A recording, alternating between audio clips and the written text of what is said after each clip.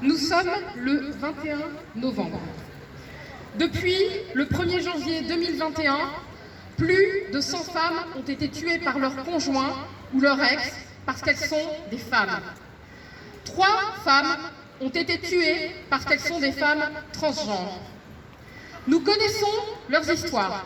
Elles sont faites pour beaucoup d'entre elles de refus de plainte, de classement sans suite, d'appel à l'aide ignoré des pouvoirs publics. Ces morts auraient pu, ces morts auraient dû être évitées. Chaque jour en France, 250 femmes subissent un viol ou une tentative de viol. Une femme sur 3 a connu du harcèlement sexuel ou une agression sexuelle au travail. Pour certaines d'entre nous, les violences se cumulent, comme les oppressions. Lesbiennes, femmes en situation de handicap, femmes racisées, femmes âgées ou femmes transgenres. Pour cette raison, notre lutte est intersectionnelle.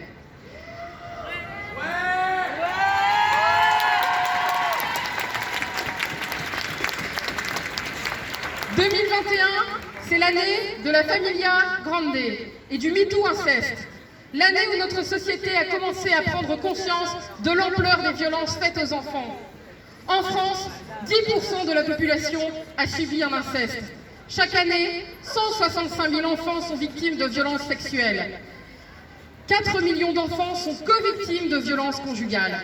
Seulement 8% des petites victimes qui ont parlé ont été protégées. 8%. Les violences faites aux enfants sont minimisées, invisibilisées par nos institutions. Les personnes censées recevoir la parole des enfants ne sont pas formées. Les lois existent, elles ne sont pas appliquées.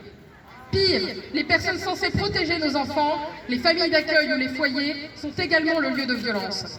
Et quand c'est un parent protecteur, principalement la mère, qui saisit la justice pour protéger son enfant, le système se retourne contre elle. Aucun principe de précaution, aucune présomption de crédibilité. La France abandonne ses enfants, restant sourde et aveugle à la souffrance de ses petites victimes. La France a failli, et elle faillit encore, à la protection de ses enfants. Alors, nous sommes en colère.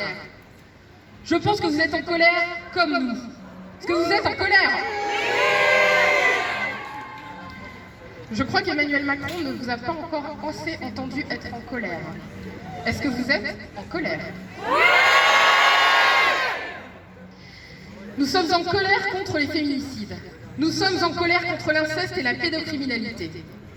Nous sommes en colère contre les viols. Nous sommes en colère contre le racisme, l'islamophobie, l'antisémitisme. Nous sommes en colère contre la transphobie, la grossophobie, le validisme.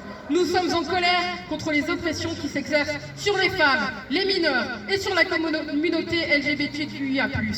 Nous sommes en colère contre la culture du viol, qui remet en cause la parole des victimes et qui protège les agresseurs. Nous sommes en colère contre une société qui tolère, banalise, encourage les violences. Et nous sommes en colère contre la grande cause du quinquennat parce qu'elle rime avec blabla. Bravo.